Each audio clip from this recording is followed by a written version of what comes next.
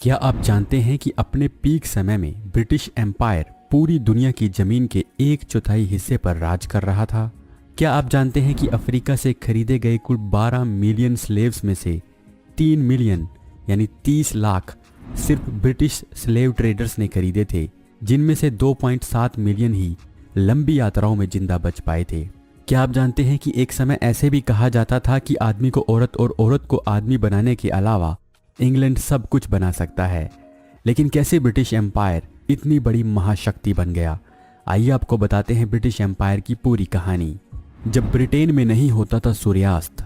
दोस्तों, एक समय ऐसा था जब कहते थे कि ब्रिटेन में कभी सूर्य अस्त नहीं होता, और ये बात सच भी थी। लेकिन इसका ये मतलब नहीं था कि ब्रिटेन के पास कोई और सूर्य था और पूरी दुनिया के पास कोई दूसरा।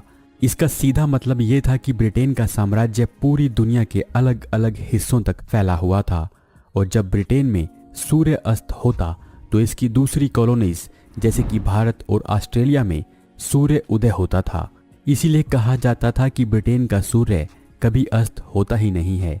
ब्रिटेन का साम्राज्य भारत ऑस्ट्रेलिया ही नहीं बल्कि सुपर पावर अमेरिका, कनाडा और अफ्रीका तक फैला हुआ था। प्रथम विश्व युद्ध से पहले पूरी दुनिया में ब्रिटेन से बड़ी महाशक्ति कोई और नहीं थी। जिस तरह आज के समय में हर प्रोडक्ट मेड इन चाइना होता है, उसी तरह उस दौर में दुनिया का हर मशीन made product made in England था। उस समय इंग्लैंड हर वो चीज बनाता था जो उस समय के हिसाब से सोची जा सकती थी। आपने अक्सर सुना होगा कि अलेक्जेंडर या चंगेज खान ने पूरी दुनिया पर कब्जा करने की कोशिश की, लेकिन वो तो क्या, एक समय पूरी दुनिया की सबसे बड़ी महाशक्ति ब्रिटेन भी इसमें सफल नहीं हो पाई थी। हाँ, ये जरूर कहा जा सकता है कि इतिहास में किसी भी समय पर अगर दुनिया के सबसे बड़े साम्राज्य की बात की जाए तो उसमें ब्रिटेन का ही नाम आता है। आइए अब जानते हैं कि वो कौन से कारण थे जिसने ब्रिटेन को महाशक्ति बना दिया। ज्योग्राफिकल लोकेशन ने बचाया बाहरी खतरों से। अमेरिका के इतिहास की वीडियो में हमने आपको बताया था कि किस तरह अमेरिका की ज्योग्राफिकल लोकेशन की वजह से उसे दूसरे देशों का कम खतरा था। उसी तरह से ग्रेट ब्रिटेन भी एक आइलैंड कंट्री था जिस पर आक्रमण का खतरा उन देशों के मुकाबले बहुत कम होता था जो दुश्मन देशों से घिरे हुए थे। इस तरह ब्रिटेन का दूसरे देशों से बॉर्डर को लेकर कोई झगड़ा नहीं था। हालांकि ग्रेट ब्रिटेन बनने से पहले ये इंग्लैंड और स्कॉटलैंड में बटा हुआ था। 1603 में स्कॉटलैंड के किंग जेम्स 6 इंग्लैंड के तख्त पर बैठे, जिसके बाद स्कॉटलैंड और इंग्लैंड 1707 में मिलकर ग्रेट ब्रिटेन बन गए। इस तरह अब ग्रेट ब्रिटेन के अंदर कोई डिस्प्यूट नहीं रहा। साथ ही इसकी सीमाएं भी समुद्र के अलावा किसी देश से नहीं लगती थी। अब ब्रिटेन को किसी भी देश तक पहुंचने के लिए बस समुद्र को पार करना था। ब्रिटिश किंग्स और वहां की जनता का मानना था कि अगर उन्हें लगातार धन कमाना है तो ये समुद्री रास्तों के जरिए ही संभव हो सकता है, और इसी सोच के साथ समुद्री रास्तों की खोज शुरू हो गई। ब्रिटेन ने नई नई जगह खोजने के लिए समुद्री अभियान शुरू कर दिए।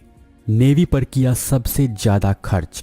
ताकतवर नेवी के बिना ब्रिटेन के ये अभियान सफल नहीं हुए, जिसके बाद ब्रिटेन ने शिप्स और गन्स पर सबसे ज्यादा पैसा खर्च करना शुरू किया और पूरी दुनिया की सबसे ताकतवर रॉयल नेवी बना ली, जिसका ब्रिटिश एम्पायर की सफलता में एक बड़ा हाथ था।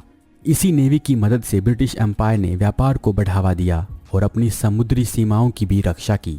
यहाँ पर यह समझना जरूरी है कि ब्रिटेन ने अपनी ताकत को बढ़ाने की बजाय व्यापार पर ज़्यादा फोकस किया और ज़्यादा से ज़्यादा धन अर्जित किया। एक बार जब ब्रिटेन ने नॉर्थ अमेरिका और वेस्ट इंडीज़ में अपनी कॉलोनी स्थापित कर ली तो उसकी ताकत बहुत बढ़ गई। ब्रिटिशर्स द्वारा स्थापित इन कॉलोनीज को अपने उत्पाद ब्रिटिश मार्केट में बेचने के लिए कहा जाता था, और इन उत्पादों को ब्रिटिश शिप्स के जरिए ही ग्रेट ब्रिटेन पहुंचाया जाता था। ट्रेड मोनोपोली से हुआ फायदा। इसके बाद 1651 में नेविगेशन एक्ट नाम से एक एक्ट पास किया गया, जिसके अनुसार ब्रिटिश एम्पायर और इसकी कॉलोनीज के बीच एक क्लोज्ड इकोनॉमी सिस्टम बनाया गया। यानी अब ब्रिटिश कॉलोनीज में जो भी सामान जाता वो सिर्फ ब्रिटेन से ही जा सकता था, और कॉलोनी से एक्सपोर्ट सामान को सीधे ब्रिटिश मार्केट में ब्रिटिश शिप्स के जरिए ही भेजा जाता था। इधर अमेरिका, अफ्रीका